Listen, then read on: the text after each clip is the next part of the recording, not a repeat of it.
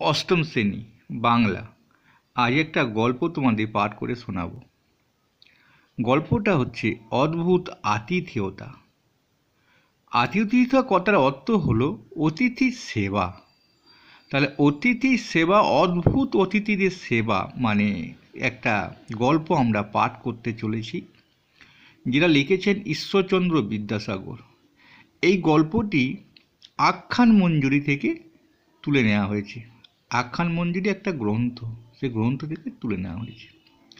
তাহলে আমরা দেখি গল্পটার মধ্যে একটুখানি আমি সারাংশটা বলে নিই, দিয়ে তোমাদের গল্পটা পাঠ করে দেবো, তাতে তোমাদের শুনতে ভালো লাগবে। একটা যুদ্ধক্ষেত্র, দুটো পক্ষ থাকে, দুটো শিবির থাকে, যুদ্ধ হয়, রাতের বেলা বিশ্রাম হয়, আবার তারপর দিন যুদ্ধ হয়, কারণ আমরা জানি মহাভারতের যুদ্ধ অনেক দিন চলেছিল। তাহলে যদি কোনো পক্ষের মানে সেনাপতি অন্য শিবিরে চলে যায়, তার কি অবস্থাটা করবে? তাকে তো মনে হয় একদম টুকরো টুকরো করে ফেলবে যদি সেরকম বিবাদ হয়। কিন্তু এইখানে সেটা নেই। ভুল করে কিন্তু অন্য শিবিরে পৌঁছে যাবে, তাকে অদ্ভুত সেবা করবে। সেই অদ্ভুত সেবার কাহিনীটা বিদ্যাসাগর কিভাবে লিখেছেন একটু দেখে নাও। দুটো শিবির ছিল, একটা ছিল মুর সেনাপতিদের শিবির, মুরদের শিবির, আর একটা ছিল আরবদের শিবির। দুটো যুদ্ধ শিবির। তাহলে মুর সেনাপতি আর আরব সেনাপতির এখানে কিন্তু বিশেষ কাহিনীটা আছে। বলছে দেখো, একদা আরব জাতির সহিত মুরদিগের সংগ্রাম হয়েছিল। কোনো এক সময় আরবদের সঙ্গে মুরদিগের সংগ্রাম হয়েছিল। আরব সেনা বহু দূর পর্যন্ত এক মুর সেনাপতি অনুসরণ করে, অর্থাৎ তাড়া করে নিয়ে চলে যায়। অনেক দূর নিয়ে চলে গিয়েছিল। তিনি অশ্বারোহণে ছিলেন, প্রাণ ভয়ে দ্রুত বেগে পলায়ন করিতে লাগিলেন। আরবরা তাহার অনুসরণে বিরত হইলে তিনি স্বপক্ষীয় শিবিরের উদ্দেশ্যে গমন করিতে লাগিলেন। আরবরা আর আসে নাই, যখন অনুসরণ করা পিছু পিছু যাওয়ার বিরত হয়ে গেল, থেমে গেল, আর তারা কিন্তু যখন গেল না, তখন তিনি অর্থাৎ মুর সেনাপতি নিজের শিবিরের দিকে, স্বশিবির পক্ষীয় শিবির নিজের শিবিরের দিকে গমন করতে লাগলেন, ফিরে যায়। কিন্তু তাহার দিক ভ্রম হইল, জন্মেছিল, অর্থাৎ সে দিশা লেগে গিয়েছিল, অর্থাৎ সে দিক চিনতে পারেনি। এই জন্য দিক নির্ণয় করতে না পারিয়া তিনি বিপক্ষের শিবির সন্নিবেশ স্থানে উপস্থিত হইলেন।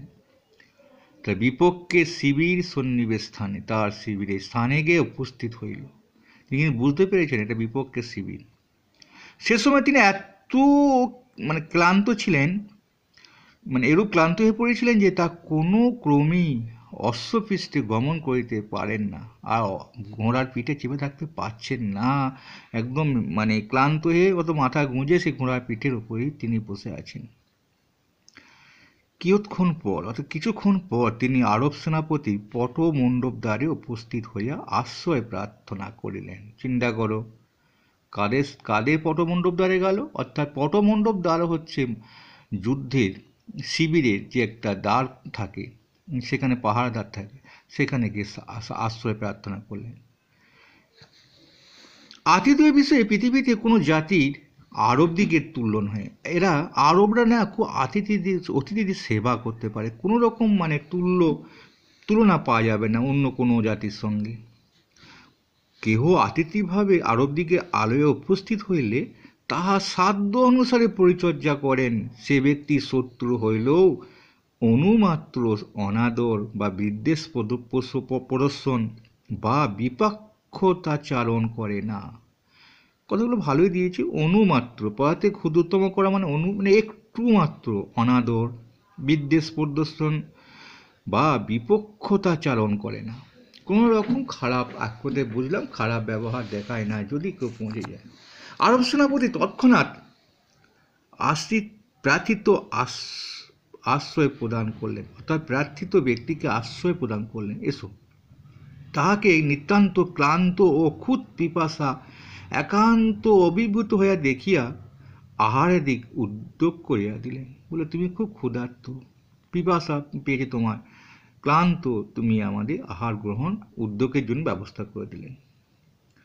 মূর সেনাপতি ক্ষুণ্ণি বৃত্তি, পিপাসা শক্তি এবং ক্লান্তি পরিহার করিয়া, অর্থাৎ দেখো কত কি পরিহার করলো, ক্লান্তি পরিহার, অর্থাৎ ক্লান্ত তো এমনিই হয়েছিল, সেটাকেও ত্যাগ করলো। পিপাসা শক্তি, তার তৃষ্ণা মিটে গেছে জল খেয়ে হয়তো, সেটাও ত্যাগ। ক্ষুণ্ণি বৃত্তি, অর্থাৎ ছোঁয়াছুঁয়ি, মনে ক্ষুণ্ণ, এদের কাছে খাবো না, যে ক্ষুণ্ণি প্রবৃত্তিগুলো, সেটাও ত্যাগ করে উপবিষ্ট হলে বন্ধুভাবে উভয় সেনাপতির মধ্যে একটা কথোপকথন হতে থাকলো। আলোচনা করছে, তাকে কিন্তু একা বসিয়ে রাখেনি। সেনাপতি কিন্তু একটা বিশেষ দেখো গুণ এখানে আমরা দেখতে পাচ্ছি। কথোপকথন করছে, কীরকম কথাবার্তা? তারা পরস্পর সই পূর্বপুরুষ দিগের সাহস, পরাক্রম, সংগ্রাম, কৌশল প্রভৃতি পরিচয় প্রদান করতে লাগলেন। অর্থাৎ তারা পরস্পর নিজে নিজে যে পূর্বপুরুষরা কেমন করে সংগ্রাম করত, সাহসী ছিল, যুদ্ধক্ষেত্রে এগিয়ে যেত, সেই সব আদান প্রদান করতে লাগলেন। এই সময়ে সহসা আরব সেনাপতির মুখ কিন্তু বিবর্ণ হয়ে গেল। আমরা বুঝতেই পারছি কেন বিবর্ণ হলো, যে তিনি তার পিতাকে নাকি মারার জন্য আদেশ দিয়েছিল ওই মূর সেনাপতির হয়তো কোনো পূর্বপুরুষরা। বেশ, সেটা শুনে ফেলেছি। তিনি তৎক্ষণাৎ গাত্রোত্থান ও তথা হইতে প্রস্থান করলেন। গা উত্থান করে গায়ে পোশাক খুলে দিয়ে সেখান থেকে তিনি প্রস্থান করলেন এবং কিঞ্চিত পরেই মূর সেনাপতিকে বলিয়া পাঠালেন, আমার অতিশয় অসুখ বোধ হইয়াছে, সেজন্য আমি উপস্থিত থাকিয়া আপনার পরিচর্যা করিতে পারিলাম না। কি মহান, কি গ্রেট, মানে বড়, দেখো কত বড় তিনি চলে গেলেন, মনে একটা রাগ নিয়ে, মনে একটা ক্ষোভ নিয়ে গিয়ে লিখে পাঠালেন। তাকে লিখে পাঠালেন এই যে আমি উপস্থিত থাকতে পারছি না, কারণ আমার খুব ক্লান্তি বোধ হচ্ছে, অসুখ বোধ হয়েছে। কি অদ্ভুত কথা। আপনি আহার করিয়া স্মরণ করুন। আর আমি দেখিলাম আপনার অশ্ব যেরূপ ক্লান্ত হতবীর্য হইয়াছে, তাহাতে আপনি কোনো ক্রমে নিরুদ্রবে সই শিবিরে পৌঁছাতে পারবেন না। আমি প্রত্যুষে এক দ্রুতগামী ও তেজস্বী অশ্ব সজ্জিত হইয়া পটমণ্ডপে দ্বারদেশে দণ্ডাইবার থাকিবে, মানে একদম ঘোড়াটাকে সাজিয়ে দেবে যুদ্ধক্ষেত্রে যেমন যায় সেরকম দ্বারা। পটমণ্ডপ মানে আগে বলেই দিলাম তোমাদের, শিবিরের যে যুদ্ধক্ষেত্রের শিবিরে, সেখানে উপস্থিত থাকবে। আমিও সেই সময় আপনার কাছে সাক্ষাৎ করব, যাহাতে আপনি সত্বর তাড়াতাড়ি প্রস্থান করিতে পারেন। তদ বিষয়ে যথাযুক্ত অনুকূল্য করিব, ব্যবস্থাটা করে দেব। কিন্তু তিনি থাকলেন না, তিনি লিখে পাঠালেন। খুব ভালো কথা। কি কারণে যে আরব সেনাপতি এগুলো বলিয়া পাঠালেন, তাহার মর্মগ্রহ করিতে না পারিয়া মূর সেনাপতি আহার করিয়া সন্ধিহীন চিত্তে শয়ন করলেন। তার মনের মধ্যে কিন্তু একটা সন্দেহ এলো, কি কারণে এরকম কাণ্ড করলো, সত্যি কি অসুখ বোধ করেছে? বেশ তো গল্প করছিলাম, একটা সন্দিহান চিত্ত, সন্দেহ সব মানে মনে তিনি শয়ন করলেন। রজনী শেষে, রাত্রি শেষে আরব সেনাপতির লোক তাহার নিদ্রা ভঙ্গ করলো। দেখো, ঘুম ভাঙিয়ে দিল ভোরবেলা এসে, মানে ভোরবেলা কথাটা নেই, রজনীর শেষে আমরা বুঝতেই পারলাম রাত্রি তখন হয়ে গেছে, মানে শেষ হয়ে গেছে। এবং কহিলেন, আপনাকার প্রস্থানের সময় উপস্থিত, মানে আপনার সময়ে প্রস্থানের সময় উপস্থিত হয়েছে। গাত্রোত্থান, মুখ প্রলক্ষণাদি করুন, মানে গাত্রোত্থান মানে তাড়াতাড়ি পোশাক পরিচ্ছদ মুখ প্রলক্ষণ করে হাত মুখ ধুয়ে আহার প্রস্তুত আছে, গ্রহণ করুন। সেনাপতি শয্যা পরিত্যাগ পূর্বক মুখ প্রলক্ষণ সমাপন করিয়া আহার স্থানে উপস্থিত হইলেন। কিন্তু সেখানে তিনি আরব সেনাকে তিনি দেখতে পেলেন না। তারও কিন্তু একটু মনটা খারাপ হলো। আমার জন্য সমস্ত খাবার রেডি করে দিল, আমাকে মুখ হাত ধুতে লোক পাঠিয়ে দিয়েছি, আমি সব ধুলাম, হাত পরিষ্কার করলাম, সকালে আহার করছি, তিনি নেই। তার একটু মনে যেন দেখতে পারলেন না। পরে দ্বার দেশে উপস্থিত হইয়া দেখিলেন তিনি সজ্জিত অস্ত্রের মুখরশ্মি ধারণ করিয়া দণ্ডায়মান আছেন। অর্থাৎ আগেই বলেছিলেন যে একটা অশ্বকে আমরা সাজিয়ে দেবো, মানে একদম সুসজ্জিত থাকবে। অস্ত্রের মুখরশ্মি, মানে তখন মুখের রশ্মি থেকে যে একটা ছড়া বেরোচ্ছে মুখরশ্মি, সেখানে তিনি দণ্ডায়মান আছেন। আর মানে সেই রশ্মি ধারণ করে আর কি, মুখরশ্মি ধারণ করে।